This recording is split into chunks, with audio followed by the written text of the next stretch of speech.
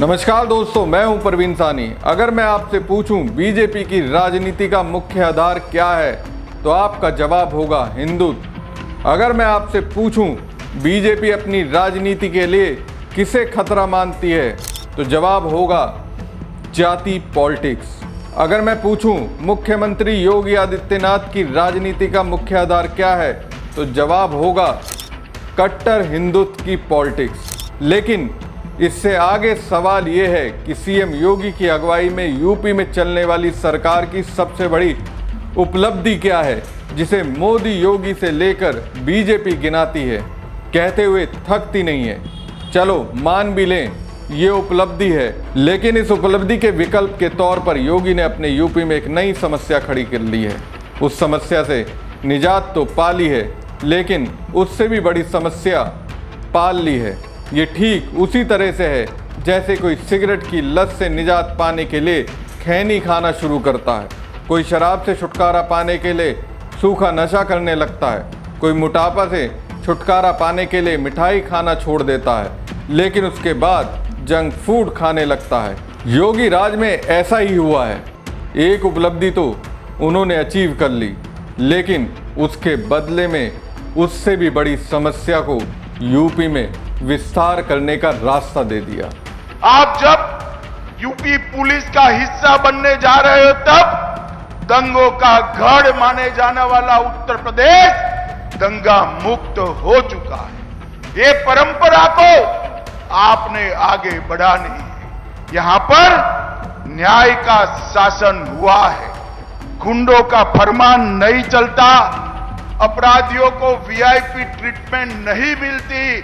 ये सारी व्यवस्था को 60,000 युवा आप लोगों ने आगे बढ़ाना है। और मोदी जी ने ये 11 साल के अंदर जो देश को आगे बढ़ाने का काम किया है, उसको 47 के भारत की नींव डालने का काम मेरे सामने बैठे युवाओं ने करना है। याद करिए 2017 के पहले का उत्तर प्रदेश दंगों के रूप में, माफिया गिरोहों के रूप में, बेटी और व्यापारी के लिए सबसे असुरक्षित प्रदेश के रूप में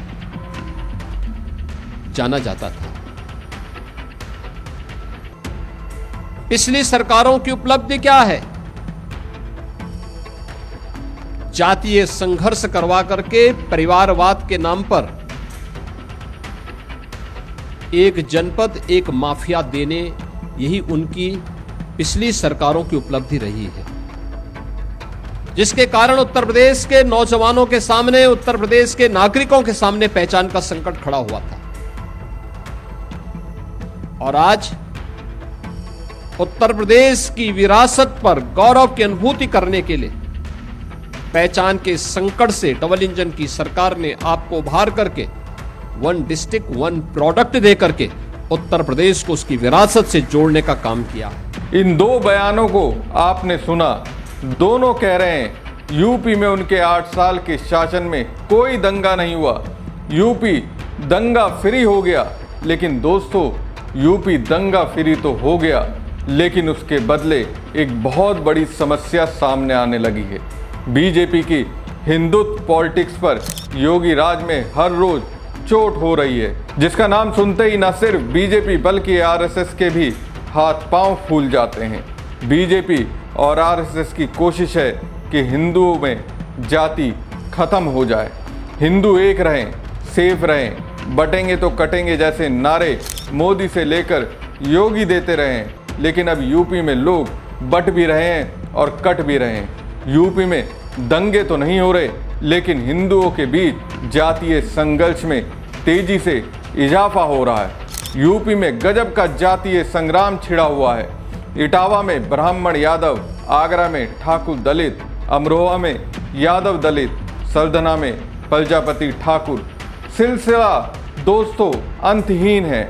मुसलमान अब भी एक हैं और हिंदुओं के बीच आपस में सिर्फ फुटअव्वल हो रहा है। बीजेपी आरएसएस ने साल 2017 में यूपी को हिंदुत्व की प्रयोग स्थली बनाने की सोचा था, लेकिन अब ये तो विभाजनकारी जातीय संघर्ष की प्रयोग स्थली बनती जा रही है। उत्तर प्रदेश में बीते 1 साल के भीतर 5 ऐसे मामले सामने आए जिन्होंने जातीय संघर्ष को हवा दी।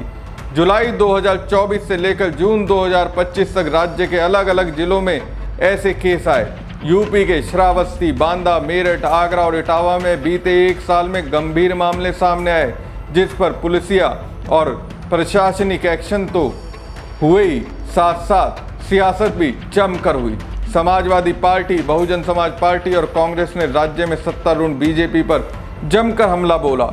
विपक्षी दलों ने दावा किया कि चूंकि राज्य के मुख्यमंत्री योगी आदित्यनाथ हैं, उच्च वर्ग से हैं, इसलिए ऐसी ताकतों को बल और शय मिल रहा है। आइए आपको बताते हैं कि किन 5 जिलों में ऐसे मामले दर्ज किए गए जहां जातीय संघर्ष की कोशिश हुई। जुलाई 2024 में श्रावस्ती जिले में दलित बनाम ब्राह्मण के बीच विवाद हुआ। दावा किया गया कि 9 जुलाई 2024 के दौरान एक 15 वर्षीय दलित लड़के को 3 ब्राह्मणों ने विवाद के बाद जबरन मूत्र पिलाया।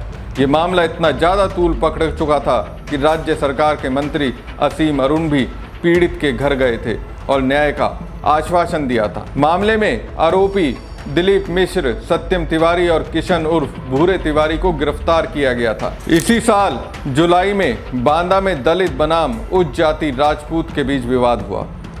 सिखोला गांव में एक दलित महिला पर ट्यूबवेल से पानी लेने के लिए हमला किया गया और जातिगत अपमान झेलना पड़ा। ये मामला SC/ST अधिनियम के तहत दर्ज हुआ। फिर जनवरी 2025 में मेरठ स्थित सल्धना में विवाद हुआ। यहाँ प्रजापति OBC बनाम ठाकुर विवाद हुआ। सल्धना विधानसभा के कालंदी गांव में ठाकुर दबंगों ने प्रजापति समाज की बारात में डीजे बजने से रोका और घरों में घुसकर मारपीट की, जिसमें धारदार हथियारों का इस्तेमाल किया गया। हालांकि कुछ फैक्ट चेक वेबसाइट्स ने इस मामले को गलत बताया। वहीं पुलिस ने कहा था कि 18 जनवरी को इस मामले का वीडियो करीब 10 दिन बाद वायरल हुआ। इस घटना में पुलिस ने केस दर्ज कर लिया था। मार्च 2025 में आगरा में राणा सांगा को लेकर विवाद हुआ था। सपा सांसद रामजी लाल सुमन के एक बयान ने विवादों को हवा दे दी थी। इसके बाद उनके आवास पर हमला हुआ। कई जिलों में धरना प्रदर्शन हुए। करनी सेना ने भी इस मामले में खूब आंदोलन किया। अभी भी मौके बेमौके मामला तूल पकड़ता है। इस मामले पर सपा, बसपा, बीजेपी और कांग्रेस के बीच जमकर बयानबाजी होती है। संसद तक इस पर सियासी बवाल हुआ और सपा सांसद से माफी की मांग की गई।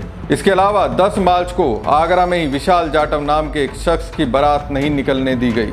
परिवार की शिकायत पर मामला दर्ज किया गया था। जून 2025 में इटावा में कथावाचकों के साथ बदतमीजी की गई। इस मामले में आरोप है कथावाचकों ने अपनी पहचान छिपाई। जब यजमान को ये बात पता चली तो उन्होंने कथावाचकों के साथ बदतमीजी की और उनके बाल मुंडवा दिए। दावा ये भी किया गया कि उन पर महिलाओं का पेशाब भी फेंका गया। इस मामले में दोनों पक्षों की ओर से शिकायत दर्ज कराई गई है। आरोप है कि कथावाचकों के पास 2-2 आधार कार्ड थे। अभी इस मामले में पुलिस की विवेचना जारी है। सीएम योगी आदित्यनाथ ने बैठक के दौरान इटावा, कौशाम्बी और औरैया के कप्तानों को जमकर फटकार लगाई। अब बताया जा रहा है हिंदुओं में जातीय संघर्ष की बढ़ोतरी से सीएम योगी टेंशन में हैं और गुस्से में भी हैं। सीएम योगी आदित्यनाथ ने इटावा, कौशाम्बी और औरैया के पुलिस कप्तानों को फटकार लगाई है। तो यूपी में दंगा तो नहीं हो रहा है, लेकिन एक नई सामाजिक बीमारी का उदय योगी राज में हुआ है। वो है जातीय संघर्ष। हिंदुओं की जातियां एक दूसरे से भिड़ रही हैं। इन जातियों में एक दूसरे के लिए नफरत है, एक दूसरे को मारने मिटाने में लगे हुए हैं। ऐसे जातीय उन्माद सपा, बीएसपी और कांग्रेस की सरकारों में कभी नहीं दिखे। इस तरह से कभी हिंदुओं की जातियां एक दूसरे से नहीं भिड़ी। अब ऐसे में सवाल है कि इसके लिए कौन जिम्मेदार है? क्या मुस्लिमों को अलग थलग करने के चक्कर में बीजेपी और आरएसएस ने हिंदुओं के अंदर ही मतभेद पैदा कर दिया? 2014 से पहले दोस्तों हिंदू समाज के अंदर कभी इतना जातीय उन्माद की भावना नहीं रही जितना कि अब। तो इसके लिए कौन जिम्मेदार है? क्या बीजेपी को अब टेंशन करनी चाहिए? क्या इसके लिए सीएम योगी को जिम्मेदार माना जाए? आखिर जब 8 साल तक कोई दंगा नहीं हुआ, इसका श्रेय अगर सीएम योगी को जाता है तो फिर इन जातीय संघर्षों का क्रेडिट भी योगी को ही जाना चाहिए। हमारी खबर आपको कैसी लगी कमेंट बॉक्स में कमेंट करके जरूर बताएं। साथ ही पेज को ज़्यादा से ज़्यादा लाइक और शेयर कीजिएगा। धन्यवाद।